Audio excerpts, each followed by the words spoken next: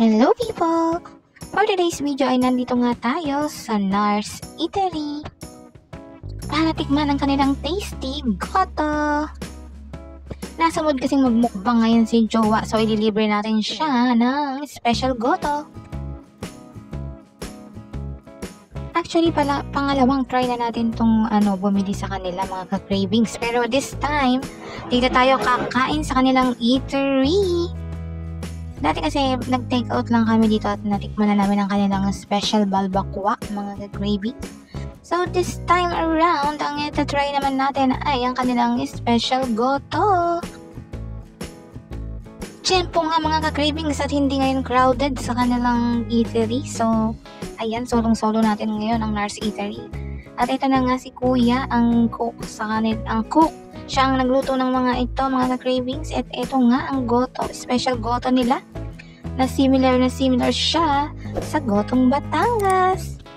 At ayan, amoy pa lang mga ka-cravings, alam mo nang masarap. So, ang isang order nga ng goto na to ay 80 pesos mga ka-cravings. At sulit na sulit ang 80 pesos mo kasi good for 2 people na yun. Busog na kayo kung dalawa lang kayo. Kasya pa nga yun hanggang 4 kung hindi naman malakas sa ulam. Pwede mo rin papakin mga ka-cravings. For 80 pesos, kaya nag-dine in na lang kami mga ka-cravings at try naman natin dito tayo kumain sa kanilang eatery. At ayan, sobrang lambot nga mga ka-cravings. Ginugupit-gupit lang ni Kuya. Kung dun sa iba ay tinatagtad, dito naman ay ginugupit na lang. Yan, sa sobrang lambot mga ka-cravings. At ayan, kinukuhanan nga tayo ng every parts ni Kuya para perfect ang ating experience ng goto. Alain mo yun mga ka-cravings. Gustong-gusto namin nun ni Jowang magpunta sa kay Kuya Oliver sa Batangas dahil nga trending ang kanyang Oliver's gotohan dun sa Batangas. Pero hindi kami nakarating ng Batangas. At nakakaloka ay dito pala namin matitikman ito sa Cebu. Ito ang special goto. Pero ito daw ay recipe ni Kuya. Siya daw ang nag-recipe niyan. Tinanong ko kung ito ay gotong Batangas, pero sabi niya naisip niya lang daw itong gawin. Pero similar talaga siya sa gotong Batangas mga ka-cravings. Ang bango-bango nga mga ka-cravings, perfect. So yung pag-serve nga mga ka-cravings ay ganyan. Puno ng yung isang mangkok. Maliit lang kasi yung mangkok nila mga cravings, pero sakto lang. Pupunuin yun ni Kuya ng laman. Tapos maglalagay na lang siya ng another mangkok kung saan nandun naman yung sabaw. Ganon mga cravings. Sulit na sulit. At meron nga, ayan pa yung iba nilang nasa menu. Merong Tasty Goto Bulalo. Yan daw ang kanyang bestseller. Kaya lang, nung nagpunta kami dito mga cravings ay hindi siya available. Sayang. So ayan, meron din ditong mga lamesa sa labas mga ka-cravings kung gusto nyong dito kayo kumain. Presko. Katabi yung mga pako. Sa tabi ng kalsada mga cravings. At ayun na nga. Ang location pala ng Nars Eatery ay dito yan located siya sa Barangay Puente, Carmen, Cebu. Kung galing kayo sa city, matadaanan nyo siya. Along the highway lang to mga ka-cravings. Mamaya ipapakita namin sa inyo kung paano siya matadaanan, ganon. So ayan, ito lang kanya. Basta nakita nyo may nakalagay na ganyan naman laking kaldero dyan, ayun na yon. Meron siyang goto. So ayun na nga, hapon na kami nakapunta ni Jowa as usual, pagkari ng work. Saka lang kami nakakalabas. So ayan na nga. Mayroon pa dito mga pansit, ganyan, at kung ano-ano pa mga cravings. May daing din, may lumpia. At marami pang iba. May ice cream din dito si Kuyang tinda. Kung gusto mo ng ice cream, may soft drinks at everything. Lahat na, ito na nga. At this is the moment of truth mga ka-cravings. Sa titikman na nga natin ang kanilang Tasty Goto. Ayan, first bite. Di pa pala, lalagay ko pa pala sa kanin. Excited yarn. So ayan, nilagay ko na nga sa kanin mga ka-cravings. Tapos nalagyan natin siya syempre ng kalamansi. O wala pa ba, nalagyan natin ng kalamansi. Ayan, perfect. At saka natin yan i-dig in mga ka-cravings sa kanin. First bite. Thank you, Lord. So ayun na mga ka-cravings, ako na first bite din. At ito yung sabaw niya. Yung sabaw niya meron ding nasamang laman mga ka-cravings. Kaya ito na ulit, tikman natin. At ang lambot-lambot nga niyan mga ka-cravings. Ang bango-bango at ang init ng sabaw. Perfect!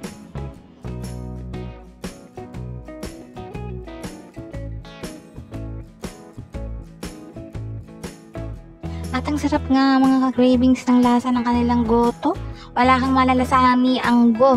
Walang something na aftertaste na dahil nga ito yung mga laman loob ng baka. So, hindi siya, wala siyang anggo. Talagang ang bango niya, tapos ang sarap, ang lambot, pati yung sabaw perfect din, hindi maalat, hindi rin matabang. Saktong-sakto lang sa mga ingredients, mga ka-cravings, perfect na lalagyan mo ng kalamansi. At yung may-ari nitong Italy na ito, mga ka-cravings, ay napaka-maasikaso. Napaka-accommodating nila. Dito pati ang staff niya, mga ka-cravings. Kaya kung malapit lang kayo sa area na to at matadaanan nyo kung may balak kayong maggala sa Northern Cebu, ay dumaan muna kayo dito sa Nars Eatery, mga ka-cravings. At naku, talaga hindi kayo magsisisi pag natikman nyo ang kanilang tasty goto. At kung meron naman kayong big appetite, tikman nyo na rin yung kanilang special balbakwa, lasyaw, yung binisayang manok, at goto bulalo, mga ganon, mga ka-cravings. Marami pa dito silang menu, pero yun lang kasi ang dami na ng isang serving, mga ka-cravings. Hindi naman mauubos na ni Jowa kung o-order pa kami ng iba pa. So ito na lang, nakikitikim na lang ako doon, mga ka-cravings, sa isang sulok. Ayan. At ang dami nga ng laman, mga ka-cravings, for 80 pesos. O, sulit na sulit, mga ka-cravings. Mabubusog na kami ni Jowa dyan sa isang serving lang na yan. Pero si Jowa, dahil gutom na gutom siya for today, pinaghandaan niya talaga yan dahil konti lang kinain niya nung lunch para marami siyang makain ngayon. Pero ayan, okay naman. Masarap nga at hindi kami nagsisisi na kami bumili ng goto ni Kuya Nars. Trip din namin sanang kumain doon sa may labas kasi maganda yung view doon. Kaya lang, dito na pinili ni Jowa kasi si Jowa ay pawisin. So dito sa loob kasi may electric fan, doon sa labas ay wala. So ayan, baka kainin siya ng lamok dahil nga papawisan ng sobra dahil nga ang sarap ng pagkain. Sakto, ang sarap samahan ng ng CD, mga cravings. Kaya lang wala sila ditong patis kasi ang patis nila dito ay toyo sa atin sa Luzon. Ang sarap, mga cravings, promise.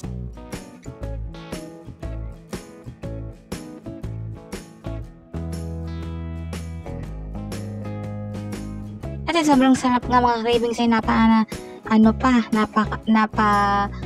hirit pa ng extra rice si Jowa. So ayan, nag-extra rice siya dahil siya gutom na gutom. At ayan, lavern ulit. Hanggat hindi na uubos, ang dami ng laman. Parang hindi na uubos yung laman niya, mga ka-cravings. Ang dami ng serving nila. Sulit na sulit ang 80 pesos mo.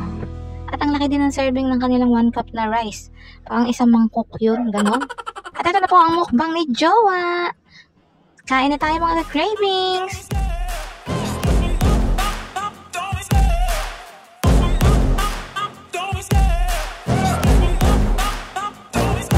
I love the chase and the hunt, and I set the pace when I'm running. I always take what I want and I always give it 100. Don't need a bank, no, I'm funded. Play the game like it's nothing. I'm always thankful for something. Don't take for granted, stay humble. Now wake up, it's time to look at the enemy. Look in the mirror if he is no friend to me. It's not working out, maybe it's the chemistry. It's time to break up so I can make a better me. Better believe in your mind, cause it's everything. You can mold, shape, find almost anything. All it takes is some time and some clarity to find your identity. It's mind over everything.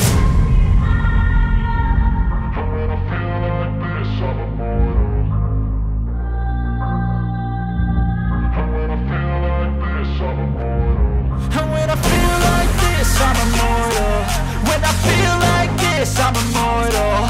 When I feel like this, I'm immortal. When I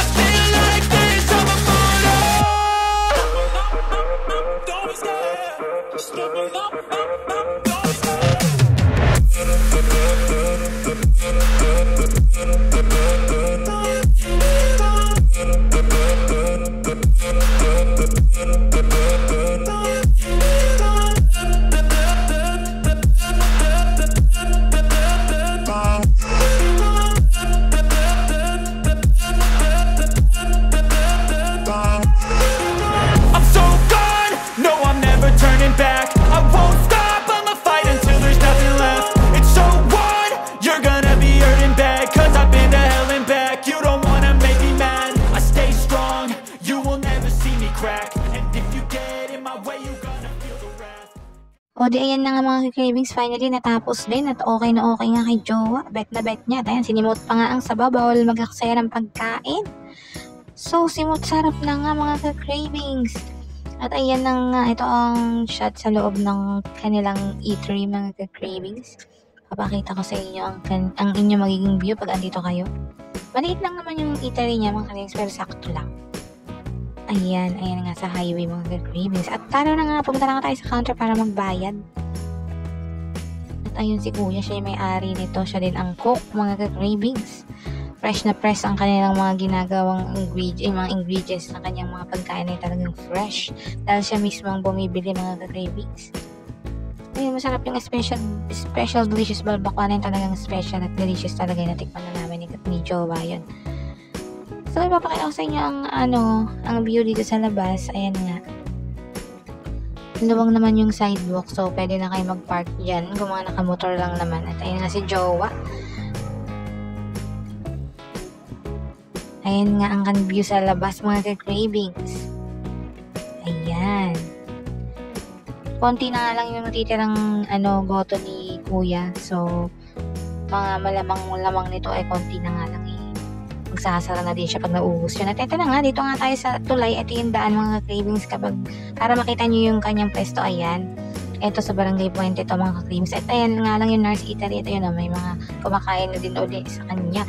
At hanggang dito na nga lang mga cravings. Maraming salamat sa panunood. Hanggang sa susunod. Like and subscribe!